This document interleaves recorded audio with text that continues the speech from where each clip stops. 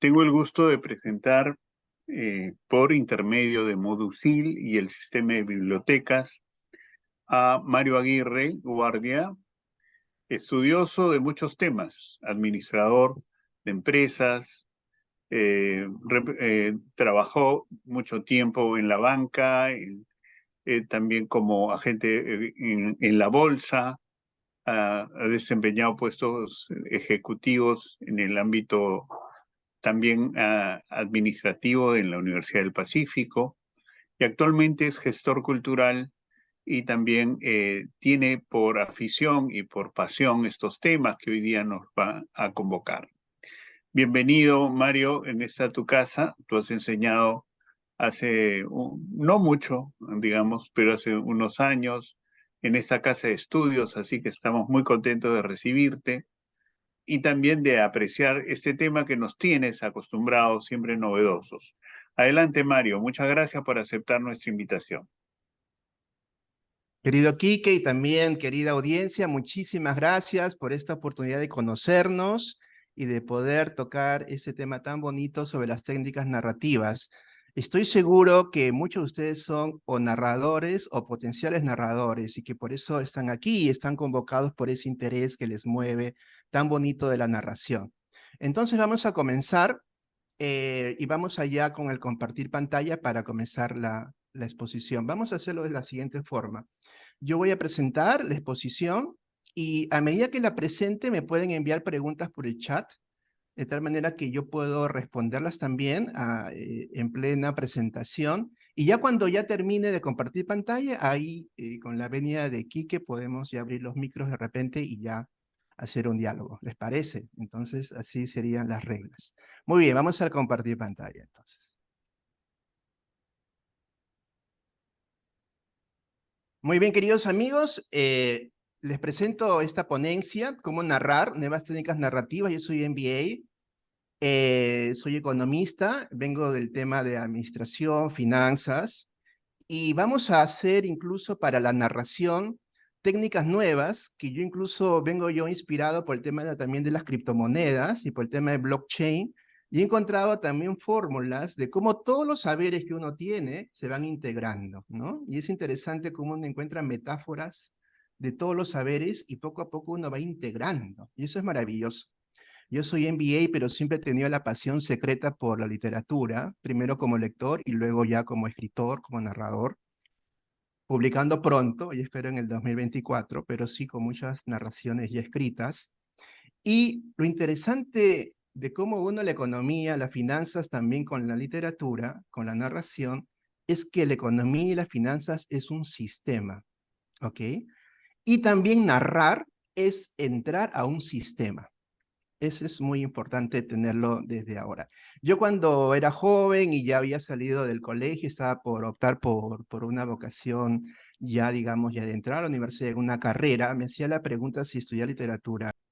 Literatura, es decir, las facultades de literatura en el Perú al menos y en gran parte de América Latina están hechas para la crítica literaria, ¿ok? Están hechas para que uno pueda apreciar textos, pero no están hechas las escuelas para crear, para narrar, ¿ok?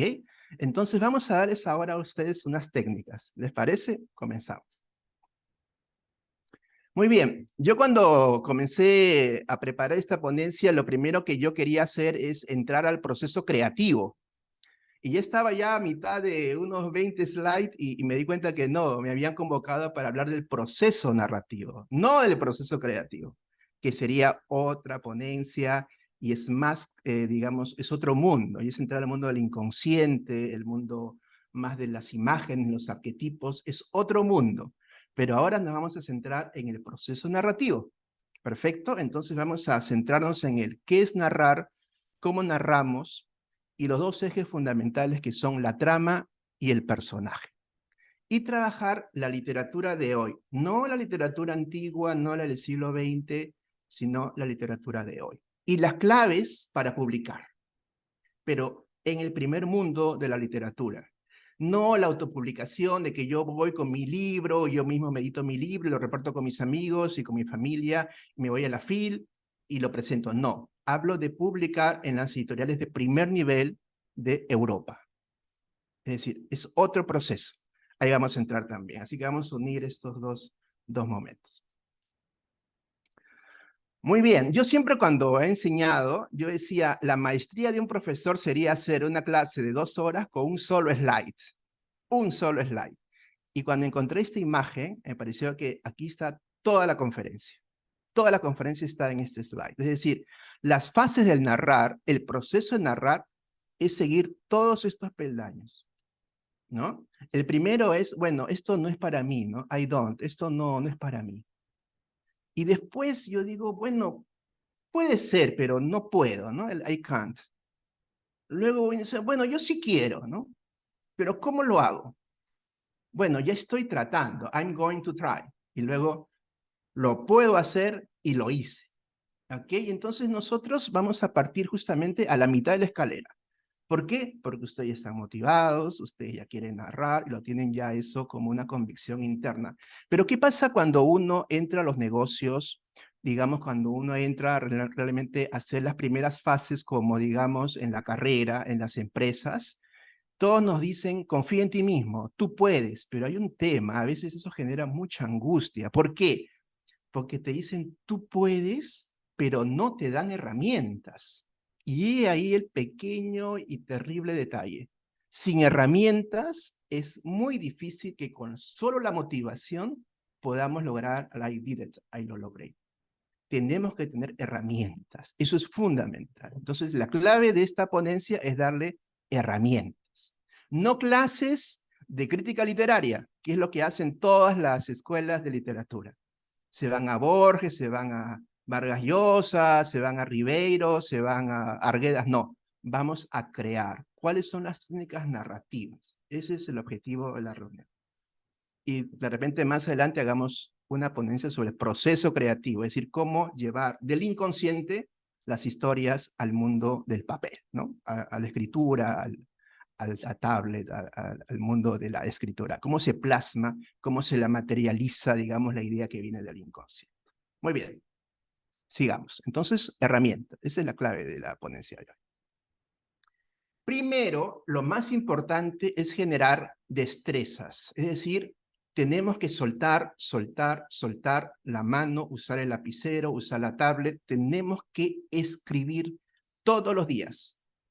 No es importante el qué, pero hay que soltar, escribir, escribir, escribir. Yo les recomiendo que todos los días ustedes escriban su diario, su diario.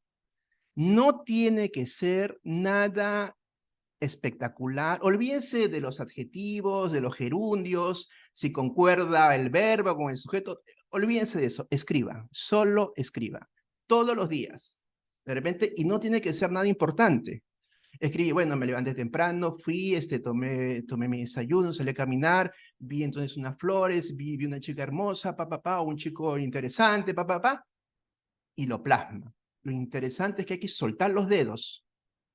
Esto es neuroplástico, esto es neurociencias. Hay una conexión entre el cerebro y los dedos. Soltar los dedos. Bolígrafo es lo mejor. Pero yo a veces yo escribo y ni me entiendo mi letra, así que lo mejor es escribir en un soporte digital. Entonces, escriban todos los días, no importa el qué, pero todos los días tienen que escribir. Y lo interesante es que ustedes, de repente, cuando tengan un año de diario, puede ser un diario de 4 líneas por día, no tiene que ser 2 páginas. De repente ya en 10 años, 15 años, tienen un material muy interesante y pueden crear muchas historias a partir de su diario. Y eso hace Haruki Murakami. Tiene un diario y de ahí saca toda su creatividad, sus más de 12, 14 novelas, de su diario. Ahora, otro diario muy importante para todos los días, bueno, este no es para todos los días, pero es importante, escriban sus sueños. Tengan de repente una libretita en su mesa de noche y se levantan y escriban el sueño. Es muy importante los sueños. No se imaginan cuántas obras de arte han salido por los sueños. Entonces, escríbanlo ahí porque se les va a ir. Si ustedes de repente se levantan 7 de la mañana, ya a las 8 de la mañana se les fue el sueño. Se le fue la idea. Es decir, no el sueño de dormirse, sino ya la idea del sueño se fue. Escríbanlo rápido, rápido, a toda velocidad. Y ya más tarde, de repente en la noche, ya lo llevan a la computadora. Pero escriban los sueños, eso es muy importante. Y cuanto más estremecedor sea el sueño, es más importante. Más importante. Eso es muy importante que lo tengan en cuenta. Hay grandes obras, obras maestras, que han venido de un escritor como Cortázar. Se levanta, escribe y saca un cuento maravilloso, La Casa Tomada, por ejemplo. ¿No? ¿Se acuerdan de La Casa Tomada? Que es una casa que de repente él vive con su hermana. En el sueño no están los dos, ¿eh? Solo está él. Después él agrega a la hermana. Pero en el sueño está él y de repente siente que se derrumba la casa. Es decir, hay dos cuartos que de repente se van cayendo, otros dos cuartos se van cayendo y tiene que salir disparado. Esa es La Casa Tomada. Él después, cuando reescribe el cuento, lo hace diferente. Él hace como que hay ruidos, como hay alguien que se apodera de la casa. No que se destruye la casa poco a poco, sino como que alguien toma la casa, pero no saben quién es. Ruidos, ruidos, y cuando sienten que ya se apoderan de toda la casa, ellos salen disparados. Ese es el cuento de La Casa Tomada. Pero el sueño es mejor todavía, porque la casa se va desmoronando. Y eso tiene mucho que ver con un cuento que estoy seguro que él no lo dice en las entrevistas, pero que él lo ha leído, y porque él ha sido traductor de Edgar Allan Poe, que es La Caída de la Casa Butcher, que es justamente la casa que se derrumba. Entonces, siempre hay un vínculo entre el inconsciente y todo lo que hemos leído antes. Siempre hay un vínculo. Muy bien. Entonces, tenemos la primera clave, que es la disciplina y ejercitarnos en el narrar todos los días. Todos los días. Muy importante. Luego tenemos la otra clave, que es el asombro. ¿Okay? El asombro. Es decir, nosotros tenemos que escribir sobre personas, situaciones, frases extraordinarias para nosotros. De repente conocimos una persona extraordinaria por su ropa, por su forma de hablar, por sus ojos, por lo que dijo. Entonces, escribamos una historia sobre esa persona. Podemos crearles una historia de esa persona, cómo eran su familia, de dónde venía, qué estudiaba. Entonces nos guiamos por el asombro. Pero no estamos en el mundo de los sueños, estamos en el mundo real, en el mundo de todos los días, ¿ok? También en el TikTok, de repente hay frases interesantísimas que a nosotros nos mueven mucho. Entonces, copiamos esa frase y sobre esa frase escribimos. Entonces, tenemos ahí dos guías fundamentales. La disciplina, chicos, todos los días escriban. No importa el qué, olvídense de eso. Eso escríbanlo todos los días. Los sueños, cuando sean interesantes, y si pueden escribir todos, maravilloso, porque hacen una bitácora de sueños. Y la otra clave, el asombro. Y ustedes se vuelven detectives, detectives de esa persona asombrosa para ustedes. Le crean una historia, de repente que tenía una pareja, no la tenía. Es decir, ustedes van creando personas que se vuelven personajes, es decir, personas que ustedes conocieron y les asombraron. Y frases también reveladoras, ¿no? Hay muchos reels con frases muy interesantes que también pueden ser motivo de reflexión de ustedes. Y también escriben sobre eso. Fantástico. Así tenemos la disciplina y el asombro. Ahora, ¿es importante leer? Bueno, es interesante esta pregunta porque no es tan fácil de responder. En principio, todo el mundo te va a decir que sí, lee mucho, lee mucho. Pero yo les cuento, cuando yo estuve en Argentina, en la Feria del Libro, de hace unos años, estaba Javier Cercas, un gran escritor español, vigente, aunque ya las últimas novelas no tienen tanto impacto de él. Y Javier Cercas, ¿saben qué dijo? Algo asombroso, yo estuve ahí, lo dijo, fue que le hizo daño leer a Borges. Fíjense, le hizo daño leer a Borges porque al ver a Borges, que era una catedral de conocimiento, se sintió paralizado y dijo, yo no puedo crear. No, no, no, no, Borges, no, es demasiado, no. Para poder crear tiene que ser algo asombroso, brillante, espectacular, catedralicio. Y entonces se dijo no. Y él se inhibió de crear por leer a Borges. Fíjense, interesante. Pero después de los 40 años dijo, no, yo soy Javier Cercas y voy a escribir como Javier Cercas. Interesante. Pero sí es importante leer, ¿por qué? Porque en la lectura ustedes tienen que encontrar primero el género que ustedes quieren desarrollar? Hay mucho por leer, pero ya llega un momento en la vida, ustedes son muy jóvenes, pueden seguir leyendo todo lo que quieran, pero llega un momento que uno tiene que concentrarse en un tema. De repente, ahí me gusta lo sobrenatural. Fantasmas, zombies, de repente aparecidos, casa de brujas, etc. Ya. Lo mío es lo sobrenatural. Otro, lo mío es lo policial. Perfecto. Lo mío son historias de familias. Perfecto. Lo mío es género romántico. Entonces ya vamos seteando, vamos acotando el universo. Porque les va a pasar como a mí, que he pasado leyendo como 30 años diferentes tópicos hasta que ya me decidí por el tema fantástico. Entonces ya, lo mío es lo fantástico. Porque se nos puede ir la vida leyendo, pero al final tenemos que elegir, ¿no? Elegir mi género. Este es el género que yo quiero, el fantástico, ¿no? Por eso estoy entrando mucho a Murakami, a Cortázar, mucho a varios autores que están en lo fantástico, porque es lo mío. O sea, yo estoy más ahora en lo fantástico. Y encontrar la propia voz, ¿no? Eso es muy importante. Y saber qué se ha escrito importante en su género, porque si ustedes quieren publicar a alto nivel, no les van a publicar algo que ya se ha escrito, un tema que ya se ha desarrollado, no se lo van a vender. No, eso no va a dar. Entonces es bueno saber lo ícono, lo importante de los temas que ustedes van a tocar. Muy importante. Luego vamos a un tema, vamos a entrar un poquito al tema del inconsciente, porque vamos a desarrollar temáticas. Primero vamos a las temáticas, luego vamos a las tramas y luego a los personajes, que algo sí tenemos que decir. Primero, los arquetipos son grandes temas de la humanidad, que están en todas partes y se tocan de diferentes formas. Por ejemplo, La Hora Azul de Alonso Cueto, la mejor obra de Alonso Cueto. He escrito mucho, de verdad, he leído mucho de él, pero definitivamente esa es su mejor obra. Lo lamento, pero esa es la mejor obra.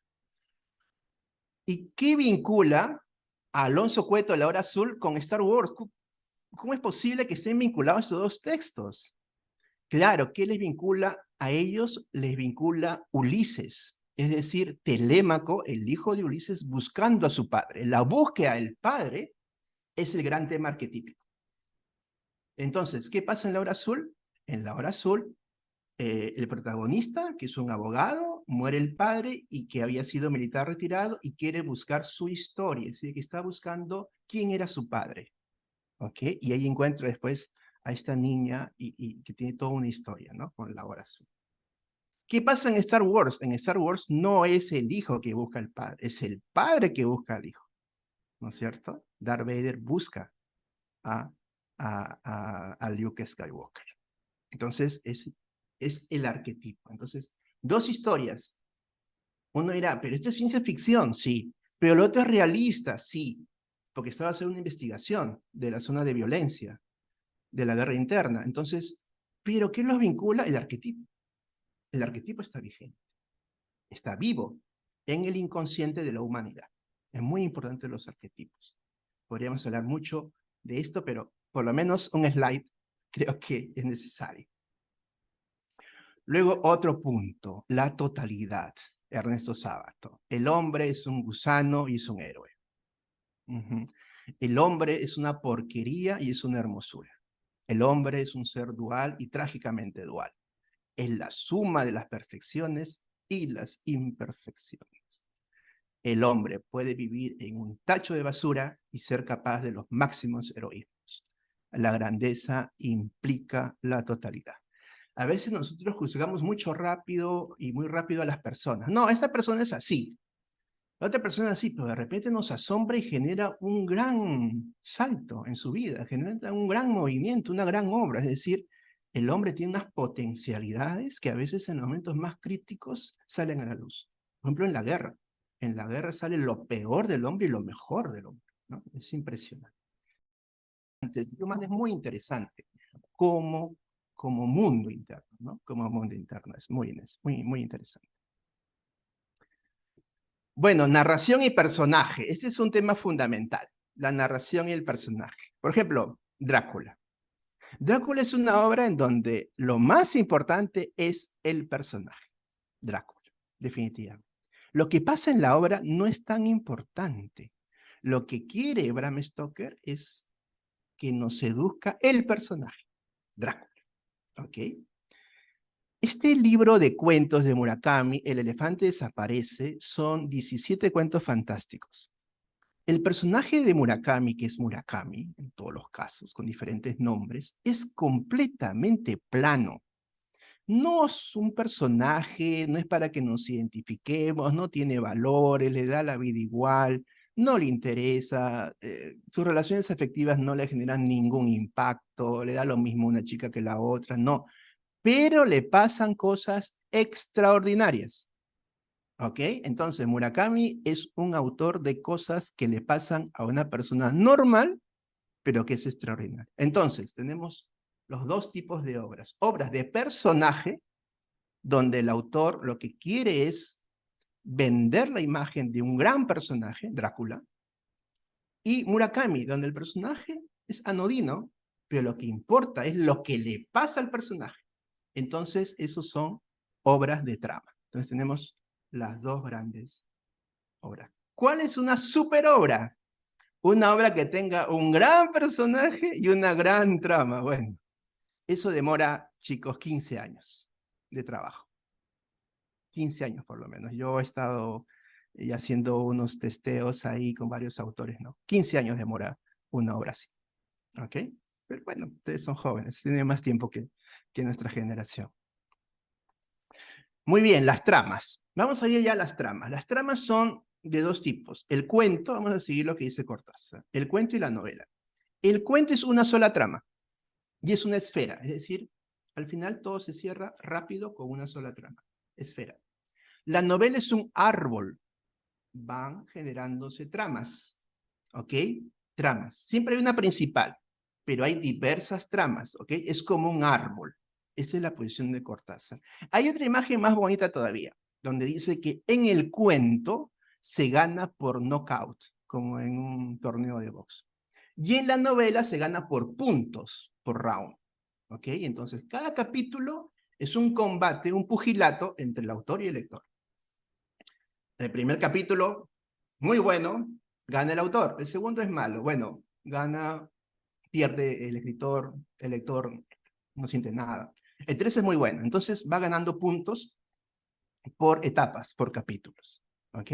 Pero yo voy a centrar en esa exposición en las novelas, en las tramas más complejas.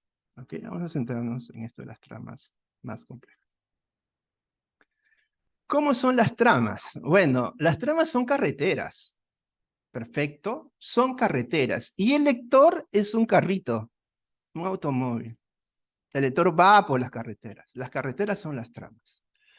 Y las tramas son como serpientes, ¿ok?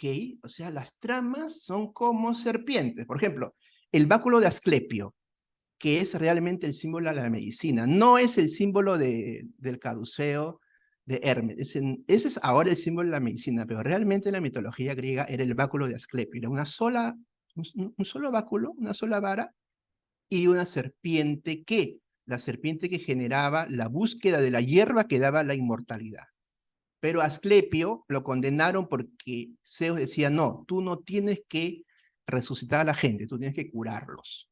Y Asclepio lo castigaron, pero ese era el báculo del sanador de la medicina.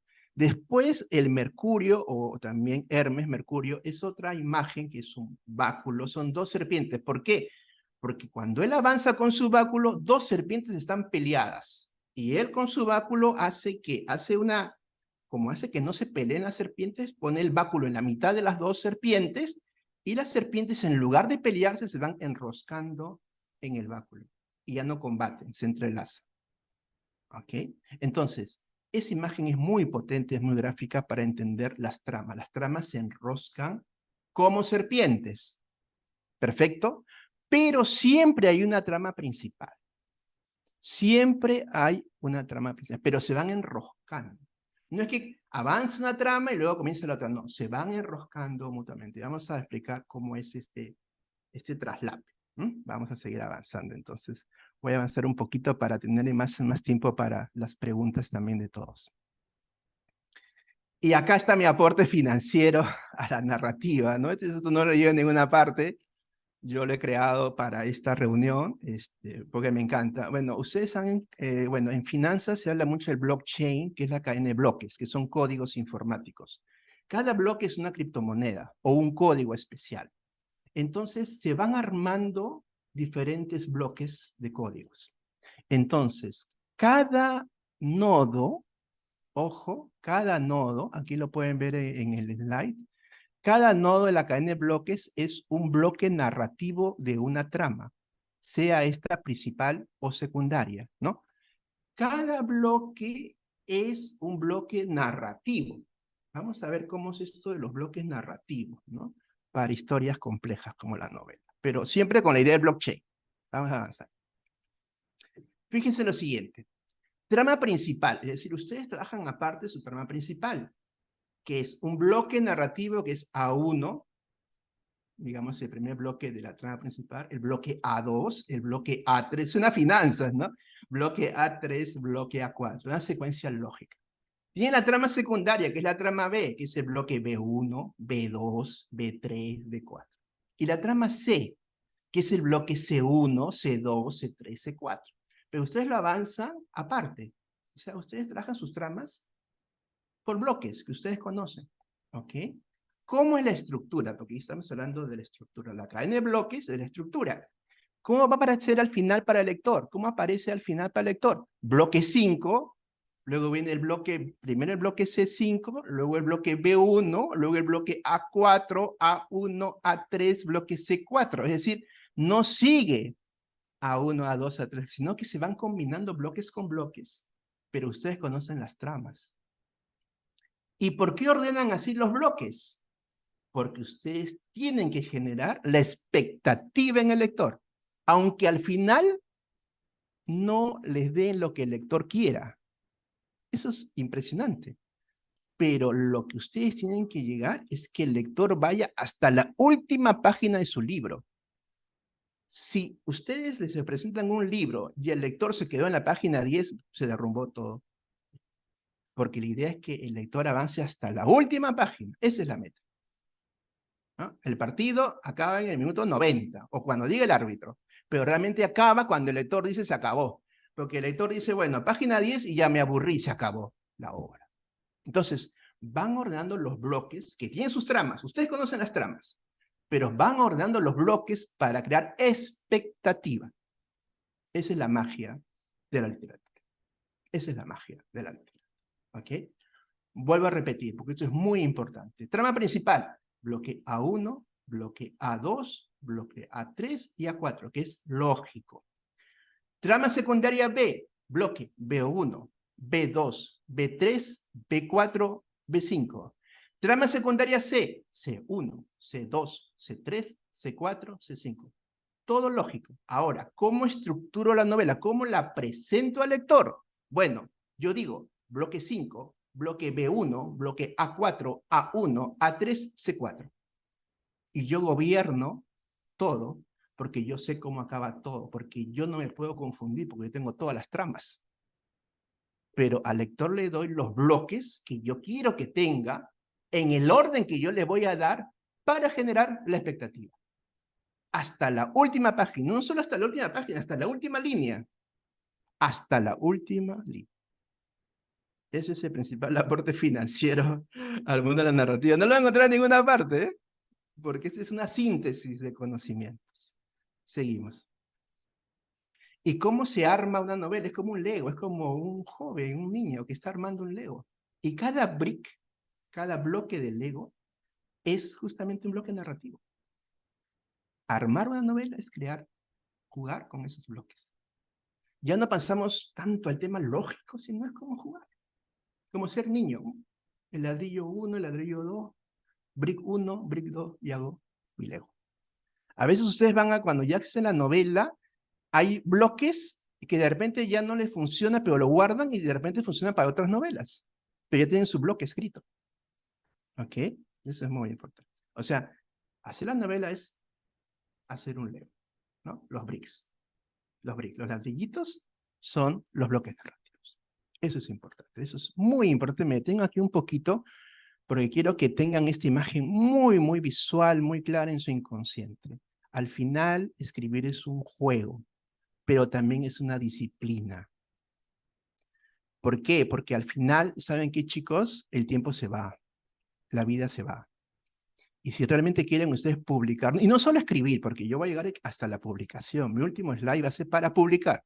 Entonces, yo les digo, todos ustedes tienen historias maravillosas en su mente porque ustedes son únicos, les han pasado cosas que no les ha pasado a nadie más. Es decir, hay que entrar, pero con herramientas. Ese es el objetivo de la ponencia, las herramientas. Seguimos. Algo voy a hablar del personaje, yo esto no lo puedo dejar, un slide, por lo menos. Literatura infantil. En la literatura infantil, el bueno siempre es bueno, ¿eh? Eso es muy importante, porque la literatura infantil tiene el objetivo de formar al niño su objetivo moral, la estructura moral del niño. Ese es el objetivo de la literatura infantil. Entonces, en la literatura infantil, el bueno es siempre bueno. Ojo. Y el malo siempre es malo. Si generamos una mezcla, el niño se va a confundir. ¿Ok? Pero ¿cómo es la literatura de adultos, de jóvenes? La literatura es protagonista, antagonista. Ya no hablamos de bueno o de malo, ¿eh? Hablamos de protagonista y antagonista, ¿no? Uno que presenta la acción y otro que combate la acción o que es reactivo a la acción. Pero el protagonista tiene que ser sujeto al hierro, al error, a que tiembla, que cree, que sale adelante y que hay obstáculos. Por ejemplo, una amiga, porque yo leo muchos textos de muchos amigos, me presentó una historia muy interesante de un cuento con su personaje principal, el protagonista, pero yo le decía a mi amiga Johanny, pero Johanny, que hay un tema, el personaje le va siempre bien. Si al personaje le va siempre bien, no genera expectativa. No, para que haya expectativa, tiene que haber obstáculos, porque ahí comienza la pregunta. ¿Sorteará el obstáculo? ¿Vencerá el obstáculo? No. Pero si al personaje principal todo le va bien, también el protagonista sale sobrando. Porque el protagonista es el primer preceptor del obstáculo. Entonces, y también el antagonista, que es el que combate al protagonista, tiene que tener valores que también vayan con nosotros, que nos hagan un touch, de tal manera que haya cosas del antagonista que también nos hagan razonar a nosotros, de tal manera que ya no podemos juzgar. Entonces, los dos son ricos, pero también tienen algo de luz y de sombra que los hace humanos. Porque si los dos son buenos, buenos, buenos y malos, malos, estamos hablando de ángeles y demonios y eso no es real. Eso no es el mundo real, no es así. Entonces, y volvemos a la literatura infantil. ¿Ok? Entonces, eso es muy importante. Personaje, protagonista con obstáculos.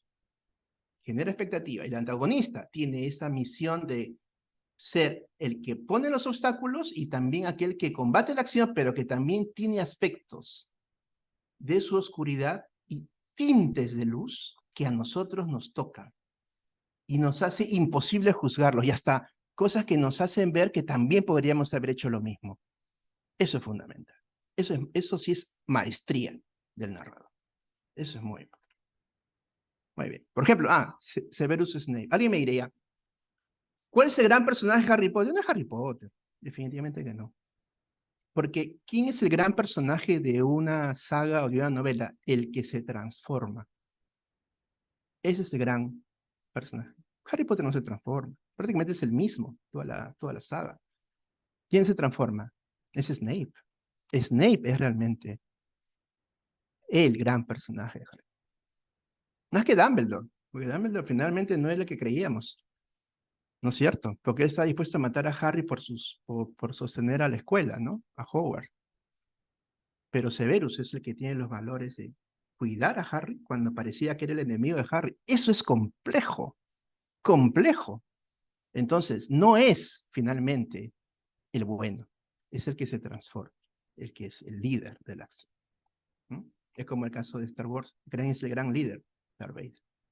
Bueno, pero el tema del personaje es otro tema. No podemos también ver tantos aspectos. Seguimos.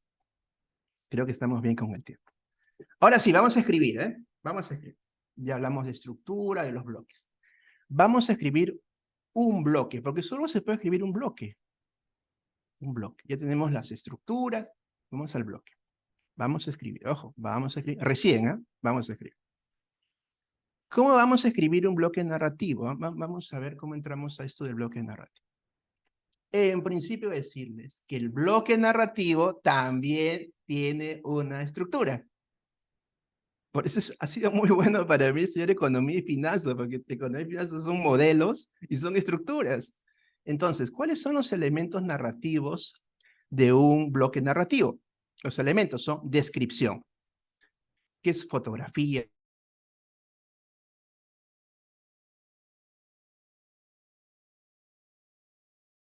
personaje, retrato corporal del personaje, los diálogos, que son internos, yo hablo conmigo mismo, y también tengo los diálogos externos, los diálogos internos y los diálogos externos. La acción que pueden ser en sus tres momentos, pasado, presente y futuro, es decir, acción que pasó, acción que sucede y acción que sucederá. Ok. Y el cuarto punto, que es la reflexión, que ya no se usa mucho, pero que a veces le da una pincelada magistral a la narración. Reflexiones sobre la vida que hace el escritor. Reflexión sobre el personaje y reflexión sobre los sucesos. Entonces, bloque 1, ¿cómo sería? Yo puedo decir reflexión, más descripción, más acción, más diálogo, más descripción, más reflexión. Esa es una estructura de un bloque narrativo. Otro bloque puede ser diálogo, acción, reflexión, descripción, acción. Es otro bloque. Bueno, me voy a decir, pero Mario, esto está muy financiero. No entiendo los bloques, los subbloques, Ya, vamos a ver, vamos al texto, ¿ok? Vamos a darles dos ejemplos. Y me olvidaba primero las figuras literarias, que es muy bonito también. La metáfora, la comparación, la aliteración, la repetición. La metáfora es A es B y la comparación es A es como B. La diferencia es sutil, pero es diferente. Por ejemplo, vamos a ver estas frases de Federico García Lorca que dice: sus cabellos son oro, sus ojos soles, sus labios corales, perlas sus dientes. Entonces la metáfora es A es B, cabellos oro, ojos soles, labios corales, perlas dientes. Perfecto. Bueno, metáfora. A es B. Perfecto. La comparación: sus cabellos son como oro, sus ojos son como soles, sus labios como corales, sus dientes como perlas. ¿Cuál es la diferencia? No es tan fácil detectar la diferencia. Uno dirá, bueno, es el cómo. Sí, es verdad. A nivel estilístico es el cómo, porque yo pongo un cómo y ya es una comparación. Sí, pero ¿cuál es la diferencia? Esto podría ser un motivo de una pregunta y respuesta por el chat, pero vamos más rápido. Es lo siguiente. Cuando yo digo A es B, es decir, que sus cabellos tienen todas las características del oro. Todas. A es B. Los cabellos son oro. Todas las características del oro son, digamos, asignadas a los cabellos y son como lo mismo. ¿Ok? En cambio, entonces hay una suerte de equiparación. Como son iguales, tienen el mismo nivel de sustancia. Comparación es diferente porque sus cabellos son como el oro, entonces la fuerza está en los cabellos. Primero es primer plano el cabello y el oro. Entonces hay elementos del oro que son como los cabellos, elementos, pero no es A es B. No es que todas las características del oro son atribuibles al cabello, no, es distinto. Entonces, los cabellos tienen un rango superior en la sustancia. El oro tiene una sustancia menor y solamente algunas características del oro son para los cabellos. En cambio, cuando yo pongo al mismo nivel de sustancia cabello y oro, todos los atributos del oro son para el cabello, porque son equiparables. ¿Ok? Es sutil, pero es diferente. La literación, que es más para poesía, que es el suave susurro de su suspirar, ¿no? Carlos Gardel. Entonces, esto es la música de las palabras. Eso es musicalidad. Y la repetición, ¿no? Por ejemplo, esto de Antonio Machado que es tan bello, ¿no? Que también se canta mucho en la nueva trova española, es todo pasa y todo queda, pero lo nuestro es pasar, pasar haciendo caminos, caminos sobre la mar. Todo pasa, todo, se alitera el todo, pasa, pasar, pasar, pasar, pasa, se alitera 3 veces, y caminos, caminos, se alitera 2 veces. Es musical y es énfasis. Bonito, ¿no? Entonces ya tenemos primero las estructuras, luego tenemos los subbloques que son descripción, diálogo, reflexión, y luego tenemos ya los recursos literarios: metáfora, comparación, aliteración, repetición. Ok, ahora vamos a la práctica, porque ya esto suena muy teórico. Bueno, esta, por ejemplo, de aplicación de Kafka en la orilla, de Murakami, 2002. Por ejemplo, ¿cómo es esto? Así que ya has conseguido el dinero, ¿no? Esto es una cosa que le pasó a Murakami en su vida real. Así que ya has conseguido el dinero, ¿no? Dice el joven llamado Cuervo. Lo hice con su peculiar manera de hablar, arrastrando un poco las palabras, como cuando te acabas de despertar de un profundo, a ver, vamos a ver, sueño y sientes la boca pesada y torpe, simples apariencias en realidad. Está completamente despierto, igual que siempre, asiento, ¿no? O sea, digo, sí, con el cuerpo. ¿Cuánto? Respondo tras confirmar una vez más la cifra en mi cabeza: 400.000 yenes, ¿no? Acá dice esto, en metálico, y con la tarjeta podría sacar algo más de unos ahorros que tengo en el banco. Ya sé que no es gran cosa, pero de momento, sí, no está mal, admite el joven llamado Cuervo, de momento, claro, asiento. Esa es la primera página de la novela Kafka en la orilla. Pero ese dinero no te lo habrá traído Santa Claus por Navidad, supongo. No, claro, digo. El joven llamado Cuervo mira a su alrededor, frunciendo levemente los labios con sarcasmo. ¿Y de qué cajón han salido? No respondo. Él sabe muy bien de qué dinero se trata, claro. No sé a qué vienen esas preguntas, solo se está burlando de mí. Muy bien, ¿qué elementos del bloque narrativo están aquí? Fundamentalmente el diálogo. Fundamentalmente eso es un diálogo, ¿ok? Pero también hay como descripciones, ¿sí? Descripciones psicológicas, y también hay comparaciones, ¿no? Porque hablamos de, está arrastrando las palabras como cuando te acabas de despertar de un profundo sueño, ¿no? Esa es una comparación, no de palabras, pero sí de contenido temático, y también es un diálogo interno. También lo dice con su peculiar manera de hablar. Él está hablando para sí mismo. Es un diálogo interno también. O sea, es externo y es interno. ¿Y saben qué cosa no hay aquí? La reflexión. Tenemos casi todos los elementos. Y la acción, no hay una acción en presente, pero hay una acción en pasado, que es que él encontró los 400.000 yenes en metálico, ¿verdad? Entonces, hablan de una acción que pasó antes, y él se pregunta cómo llegó a tener ese dinero. Esa es así arranca la novela, es la primera página, ¿ok? Entonces, hay una acción, sí, pero es que ya pasó. No está ocurriendo en la primera página.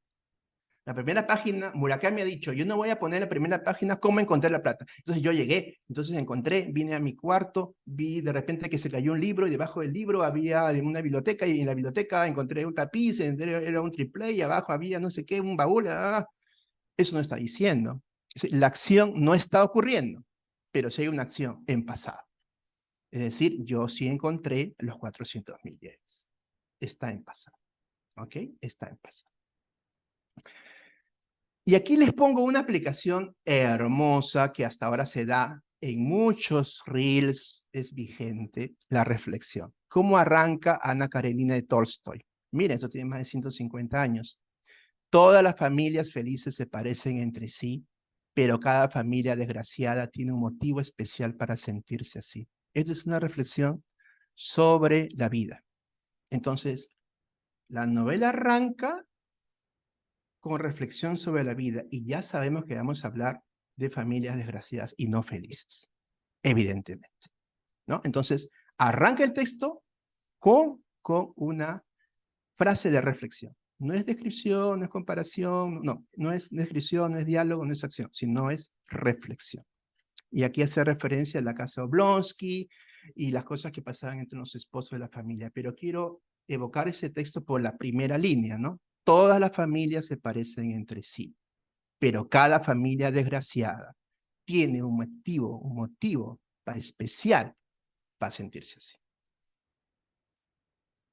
estas dos líneas, esta línea, Dios mío, es tan potente, requiere mucho contenido, mucho haber visto familias, mucho conocimiento del ser humano, y arranca con una reflexión. No hay acción, ni presente, pasado y futuro, no hay descripción, no hay diálogo, es reflexión. Pero ya nos da la puerta de la novela, ¿no? La puerta de la infelicidad en las familias. Y vamos a hablar de familias infelices, claramente la familia de Ana Karenina, ¿no? Bueno, vamos a ver algo ya más práctico. ¿Cómo superar el bloqueo narrativo? Es decir, ustedes están escribiendo su bloque narrativo, ya están con su descripción, su diálogo, de repente le ponen acción en la primera página y de repente no sale nada. No se les ocurre nada. Han pedido permiso, de repente en la universidad, no sé, no han ido a clase. Hoy día escribo y de repente están con el papel o de repente están con el tablet y no sale nada. No se me ocurre nada. ¿Qué debo hacer? Si ustedes ven la película Finding Forrester, Encontrando a Forrester con Sean Connery, que es muy buena, es la mejor indicación y yo les recomiendo que lo hagan porque funciona. Yo lo he comprobado y se lo he aconsejado a muchos escritores y funciona. Es lo más importante para romper el bloqueo, es escribir rápido. Escriban rápido, rápido, rápido y ahí va a salir. Olvídense el adjetivo, el gerundio, olvídense, escribir rápido, rápido, rápido, y eso es una técnica del inconsciente de escritura creativa. Y lo mejor de un escritor viene con el inconsciente. Eso es el arte. Cuando uno escribe para el mercado, eso fíjense bien. Yo conozco muchos talleres de escritura creativa que son como hacer una pizza, porque dicen, ya sabemos cómo hacerse un bestseller, hay que ponerle romance, hay que ponerle un asesinato, y hay que ponerle esto, y ya, y eso vende. No, eso no. Eso es marketing. Eso el lector se da cuenta que es inauténtico y plástico y no lo lee. No es así, no. Y eso le pasó también a Rowling, a J.K. Rowling en Harry Potter. La presión de la editorial dijo, tiene que haber un romance. Y el peor romance que se le ocurrió es a Hermione con Ron, que no tenía nada que hacer. ¿Por qué? Porque había que poner un romance. No, es que no es necesario. Entonces, ahí lo más importante es no guiarse por qué es lo que vende, sino guiarse por lo auténtico, lo que nace de ustedes. Eso es muy importante. Y para romper el bloqueo, escribir rápido, rápido, rápido, rápido. Y el inconsciente responde. Les aseguro que responde. Así que pruébelo, testéenlo. Bueno, vamos ya avanzando porque ya estamos con los tiempos. ¿Existe un método para escribir y crear? No, no existe. No existe un método. Pero yo les recomiendo mucho esta obra de Murakami. ¿De qué hablo cuando hablo de escribir? Este texto que es corto, está a un buen precio en librerías y yo les recomiendo mucho porque es muy auténtico Murakami. Murakami dice, yo en el fondo no sé por qué me leen. Yo escribo y porque me gusta y si me leen bien y si no me leen también. Es tan desapegado. Yo no sé si es porque es japonés, tiene tanto éxito y no le importa. Y él habla y dice, bueno, yo he sido muy afortunado porque pasó lo que estaba relatado en Kafka en la orilla, ¿no? En la otra orilla, porque él tenía deudas y encontró una caja con dinero y pagó su deuda y él pudo comenzar a escribir. Es increíble, ¿no? Cosas de la fortuna que él dice también, que no entran en ningún método en un taller de escritura creativa. Es un muy buen libro, les recomiendo. Y también otro gran libro es Alonso Cueto también, La piel de un escritor. Muy interesante también, con claves para crear historias y personajes. Muy bueno, Alonso, con este casi manual de Fondo de Cultura Económica publicado ya hace unos años. ¿Ah? También les recomiendo ese texto. No lean Cartas a un joven novelista de Vargas Llosa porque no van a aprender nada. Simplemente es una clase de literatura del siglo XIX, de Cervantes, de Borges, no sirve para nada. Si quieren crear. Claro que sí. Una novela es una trama principal. Ojo, si tienen dos tramas principales, tienen dos novelas, o de repente tienen una saga. Si de repente tienen dos tramas vinculadas con la misma, pero es principal las dos, tienen dos sagas. Mejor dicho, tienen una saga de dos tomos. Pero cuando vayan a una editorial del primer mundo, ojo chicos, una novela es una trama. Si ustedes presentan dos tramas en un solo bloque, el editor lo va a rebotar. Lo va a rebotar. O sea, una trama, una principal. Una trama principal, una novela. Y si tiene éxito, pueden lanzar el otro tomo, como precuela o como secuela, pero es muy importante.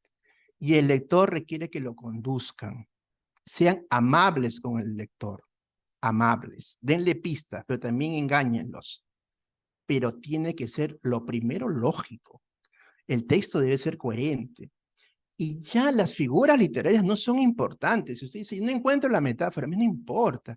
Si no encuentro la literación, es que ya no importa, eso era antes. Ahora todo es sujeto, verbo y predicado. Y que sea novedoso, eso es muy importante. Si es algo repetido, no lo van a publicar. Ya está hablando de publicación. Y que los personajes sean estrictamente necesarios. No creen personajes secundarios innecesarios porque confunden y no permiten, de verdad, cerrar historias, tramas o tramas no. Quédense con lo necesario. Eso es muy importante para que ustedes lo vean así con claridad, ¿no? Eso, piensen que esto se va a publicar, piensen en el editor que recibe miles de manuscritos, ¿no? Entonces, por favor, eso es muy importante para el mundo editorial. Ya estamos en el tema editorial, ya no solo en la escritura. Y sobre todo ahora, mis queridos chicos, escriban como que si estuvieran haciendo una película. Escriban en imágenes, en acción, no tanto diálogos internos. No, que los personajes se presenten por lo que hacen, por el movimiento, por sus decisiones, por sus conductas, por su lenguaje corporal, no por lo que piensan. No, que el lector descubra al personaje por lo que hace. Eso es fundamental y es complejo. Yo sé que es difícil, pero esa es la meta. Esa es la meta. Porque lo ideal es que su libro no solo se publique, sino que también vaya al cine. Cuando ustedes van allí con su libro ya a la producción de cine y vean puro diálogo interno, no lo van a filmar. No lo van a filmar. Porque un diálogo interno no se puede pasar a la pantalla. No puede haber un electrodo ahí, aquí, al parietal. Eso no funciona. ¿Ok? Eso es muy importante que lo tengan claro. Entonces, al personaje se le desnuda por lo que hace y por su expresión corporal. Y piensen siempre en cine. Cuando del editor que va a publicar, piensen en acción. No tanto ni en reflexión, ni tampoco piensen tanto en diálogos ni personajes innecesarios. Eso es muy importante. Y estamos ya casi terminando, y yo les digo que tiene que ser el estilo muy sencillo. Ya ahorita es sujeto, verbo y predicado. Ya las figuras literarias no son tan relevantes en el mundo editorial. ¿Por qué? Por lo que viene en el siguiente slide. Y lo más importante, capturar la expectativa. Es muy importante del lector. Porque ahora el mundo editorial se guía por la inteligencia artificial y los narradores fantasmas. Esto sería motivo de otra ponencia, pero ¿qué pasa? Cuando usted llega en su manuscrito a otro, sí, al primer mundo, uy, hay un micro prendido de Heidi, creo. Vamos a, sí, perfecto, Heidi, gracias. Entonces, cuando lo lleven ustedes el manuscrito, el editor lo va a pasar por inteligencia artificial y ellos tienen ya historias y tramas y subtramas que ellos pueden ver que ya se han tocado y que son interesantes. Por ejemplo, les puede decir, esta trama, este bloque narrativo, amplíalo. Este personaje, elimínalo, porque ya lo hemos hecho. Y esto yo lo puedo trabajar con mis narradores fantasmas. Ellos van narrando. Al final les presentan su historia, pero como el mercado editorial los puede asimilar mejor. Y ustedes dan el ok final. Pero eso sí, no manden el manuscrito sin haber registrado en Perú, en Indecopy, los derechos de autor. Eso es fundamental. ¿Por qué? Los derechos de autor son por el contenido de la novela y sus variantes. Entonces, cuando el editor presente las variantes, porque no van ellos a publicar algo que no pueden ellos vender. Entonces, cuando se presenten las variantes y no rompen la médula, la esencia de la novela, adelante, que lo publiquen. Pero eso sí es muy importante, porque el registro de los derechos de autor los protege a ustedes de la historia central y de sus variantes. Y al final, ustedes son los que dan el ok. O sea, ellos no pueden hacer una historia sin el tomo publicado sin su autorización. Eso es muy importante. Eso me he dedicado yo mucho a estudiar el mundo de los derechos de autor también, justo en 2022 y 2021, ¿no? ¿Qué cosa, cómo protegerse? Y cada contrato con la editorial es por un idioma. Es decir, un contrato por castellano, y si se traduce otros idiomas, un contrato por japonés, traducción, otro contrato por el inglés, otro por italiano, y reciben diferentes dividendos o diferentes regalías, y también reciben un monto concreto en cash al comienzo por traducción, dependiendo del contrato. Y el tema de contractual también es otra ponencia que también se podría hacer. Pero ya estamos ya cerrando. Y decirle, chicos, que el mundo está hambriento de historias, hambriento. Y ahora, pero no escriban para el Perú, ojo, escriban para el primer mundo, para Europa y Estados Unidos. Y escriban temas que cualquier ser humano pueda sentirse tocado. Un japonés, un italiano, un ruso, temas universales, arquetípicos. No la historia de la chiquita que se fue a provincia, no, no, no, eso no. Algo que sea no local, sino que algo que sea para el mundo y que cualquier ciudadano del mundo se sienta tocado, como lo que ha hecho Murakami, que siendo japonés ha hecho historias que todo el mundo se ha visto tocado.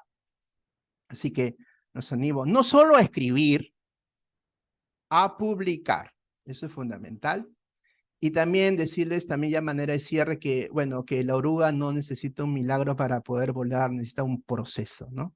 Proceso con herramientas, y decirles que también ya cerrando, que también hemos formado también una asociación cultural, si me permite, Quique, que se llama Infinito, y que justamente queremos asesorar a gente que tiene historias, a promover sin fines de lucro, pero crear justamente gente que escriba y con historias interesantes. Así que ya dejo de compartir, y yo feliz de haber estado con ustedes en esta ponencia. Muchísimas gracias, querido Quique. Como verá, Mario siempre está lleno de ideas nuevas. Sus ideas son muy sugerentes. Creo que muchos de los que están hoy día, que se han puesto, van a seguir tus consejos. Hay aplausos para Mario virtuales. Gracias a su generosidad, siempre Mario, como ha sido profesor de esta casa de estudios, nos ha acompañado en muchas conferencias. Y felizmente la valija de Mario, la valija de temas es infinita, así como su infinito se llama su asociación. Así que tiene muchos temas para sorprendernos. Te damos muchas las gracias desde Modusil. El sistema de bibliotecas está encantado. No se asusten, Mario va a volver a la San Ignacio. Dio un taller precioso sobre literatura fantástica, de la cual él es un gran expositor, así que lo vamos a volver a presentar. Y ustedes ahí lo van a ver en acción, y a él le gusta personal, no le gusta virtual, así que ojalá podamos contar y que su agenda no esté tan apretada y nos pueda dar un poco de su tiempo, que es muy valioso. Muchas gracias a todos, estamos muy reconocidos. Modusil, Sistema de Bibliotecas, damos las gracias a Mónica Morales, quien gentilmente nos ha apoyado por la biblioteca, y a todos ustedes por haberse inscrito. La próxima semana, que es octubre, inauguramos nuevos talleres. Está Stephen King, está Agatha Christie, está narradores peruanos. Hay un tallercito modesto, no como el de Mario, modesto, de escritura creativa, que lo dicto yo. Y después y hay un taller de Reinaldo Santa Cruz sobre técnicas de escritura. Muy bien, ustedes mírenlo por Infosil, y vamos a contar con Mario próximamente. Mario, muy reconocidos, y un aplauso virtual para ti. Gracias. Muchas gracias, querido Quique, y también dejo este PPT para Modusil, para que también lo puedan compartir de repente con sus Perfecto. compañeros de clase, que de repente por temas de clases, de horarios, no han podido estar aquí, porque la idea justamente es que el conocimiento se difunda, y que esta idea de que ser creadores de historia sea justamente la consigna para tener una vida feliz. Gracias, Mario, te lo agradecemos. Entonces, lo envías y lo socializamos. Muchas gracias. Gracias. Muchas gracias a todos, queridos amigos. Un gran abrazo.